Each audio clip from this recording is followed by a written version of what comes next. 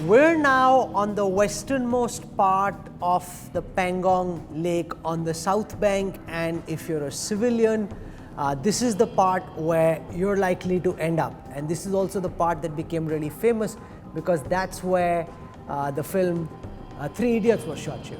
That's right. As far as tourists are concerned, when you mention Pangong in Ladakh, this is basically the only part that any civilians have any access to. The rest of it is completely strategic, Rahul, because it's right there on the LAC. So the first thing that you fly across as you're coming from the South Bank, and the South Bank is where the current action is the Lukung Post, and that's the key Indian post on the southern side. You approach it from the Lukung Post, and the Lukung Post is the main Indian post over there. You've got some boats there as well. But that's the key post, which is shielded largely from the Chinese, but that's where you've got a major army deployment. You've got the base right there, Rahul. You've also got some marinas there where the boats are deployed, and this is in fact where Rajnath Singh had met with troops and sort of felicitated them during his visit to Ladakh. So Lukung is really sort of the starting point on the Indian side of the Pangong. And as you go further beyond Lukung, and you can see we're just flying past Lukung now.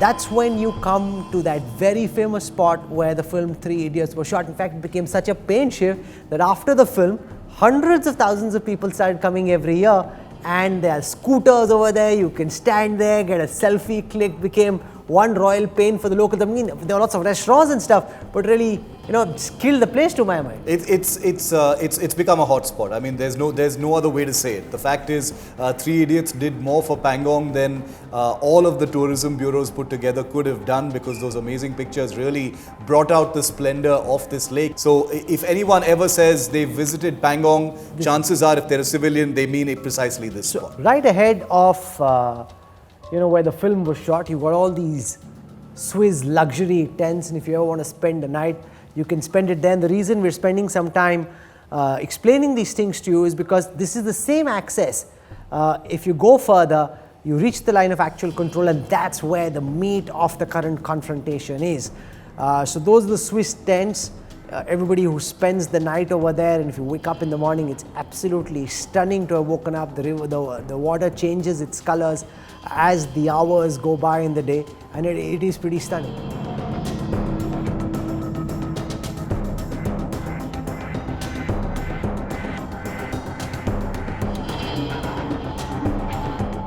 It's an incredible place. I mean, and like you said, along this axis on the southern bank, Rahul, if you continue to fly in this manner another 40 to 50 kilometers, you're right there at the line of actual control. You're there. Right. As you head towards the line of actual control, you go past some scarcely inhabited but crucial civilian villages. So first you've got the village of Man. That's the first village that we're overflying right now. So you've got some houses that are scattered around, not densely populated, but these civilians are very, very important because they are the eyes and ears of the Indian government. They also show presence of Indian nationals on the ground close to the line of actual control.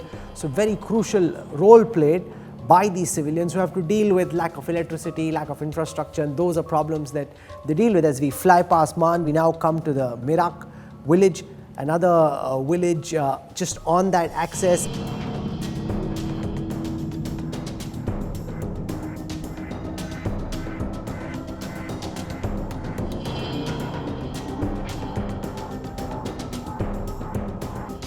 As you go further towards the line of control, and then there's the final village of Katset.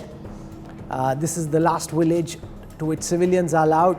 Ordinarily, people from outside Ladakh aren't allowed till here. You need an inner light permit, but even here you just can't get to. This is just where just the locals can get, and they then very often are grazers, and they take their their yak out, and they keep an eye on what the Chinese are up to, and that's a very, very important role played. Very important communities right there at the frontier, Rahul, like you rightly said. That is the last sort of development right before the line of actual control, because beyond that it becomes all military control. You've got the sectors that come up in the lead up to the line of actual control and the last habitations. So what I want to do just for a moment is cut access. We'll take you back to Finger 4.